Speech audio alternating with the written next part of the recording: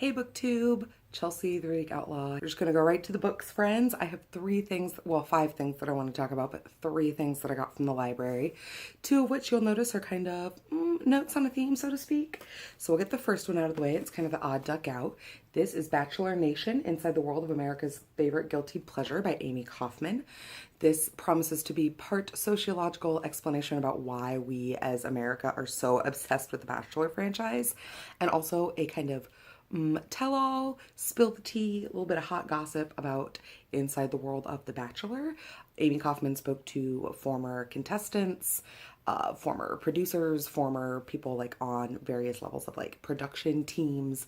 She used to write LA Times recaps of The Bachelor until she was locked out by ABC because they didn't like the way that she was covering the show.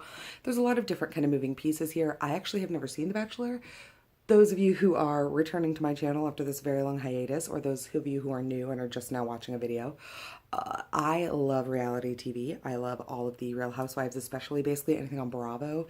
But The Bachelor is one that I kind of skipped. My friend Joss asked me what my favorite Bachelor was when she heard I was reading this book, and actually I had to tell her that it was one of the Bachelorettes, and it was the first Bachelorette. It was Trista and Ryan. I hope those are their names. But yeah, he was a firefighter.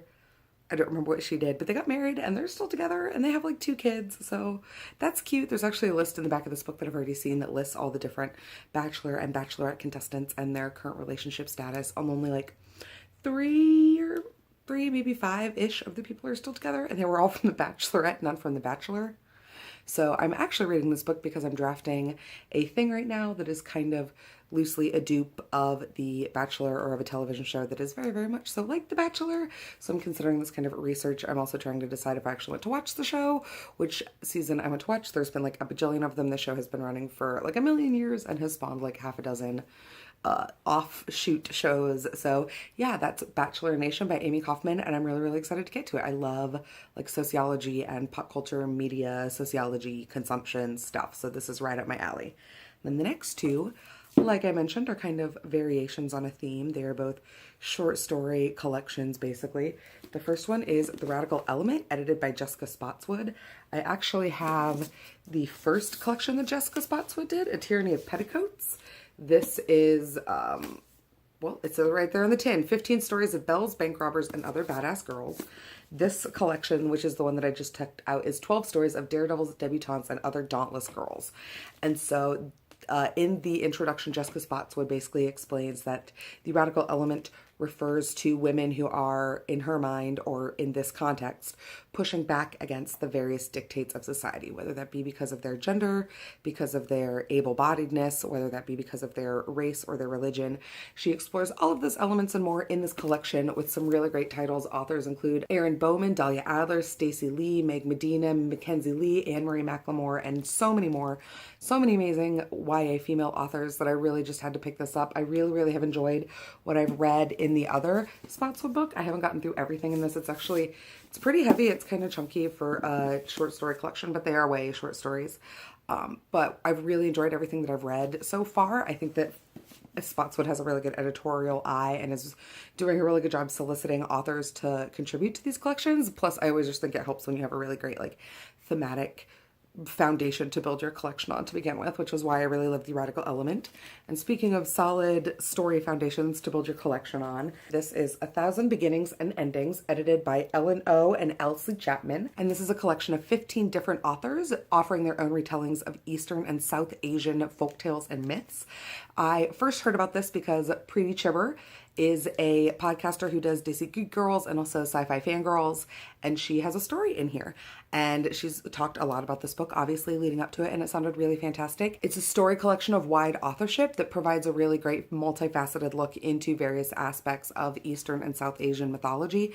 I'm really, really excited to pick it up. The other contributors include people like Roshoni Chokshi, Renee Adie, Elsie Chapman, Alette DeBoddard, Melissa De La Cruz, if you're wondering, I'm reading names off the back.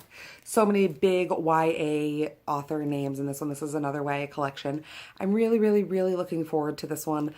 I really am just in a short story mood. I don't know if that's because the season is changing over, and that tends to be when I pick up more short fiction, or what the deal is, but both of these were on the hot new checkout YA table when I was getting picture books for my son at the library, so I figured I should go ahead and pick them up. And then the last book I wanted to mention is actually not a YA book or not a library book. It's one that it was sent to me as part of my book of the month plan. It was I skipped the July books because nothing really looked super great, and so I went ahead and picked up my book for August, which was The Dinner List by Rebecca Searle. This to me basically stood out as kind of like the 5 people you meet in heaven, but not, and potentially better. It basically is the novelization of the question, like, if you could invite X number of people to dinner, who would you invite? Sabrina Nielsen shows up for dinner one day, and sitting across from her is Audrey Hepburn incarnate, as well as her ex-boyfriend, an old professor, and I think a former best friend. There may also be a couple other people I'm trying to remember from the jacket copy that I read.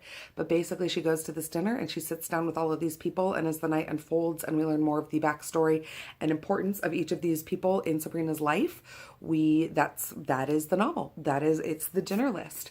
I'm really looking forward to this one. All of the blurbs sounded really great from the Book of the Month site. And yeah, I'm trying to kind of continue to branch out and use my Book of the Month credits to branch out from just like my SFF and romance roots to be trying new things. And this is one of those choices. So I'm really excited to see how this pans out when I'm picking up another physical book. So there you go, friends. Those are all the books that I checked out from the library. So let me know down below what you're checking out from your library, what you're reading, what you're listening to, all of the great media you're consuming. You can check me out on all of my social media links, including my website, chelseaoutlaw.com, all of which are available below. Until next time, friends, take care of yourselves, take care of each other, and have happy reading.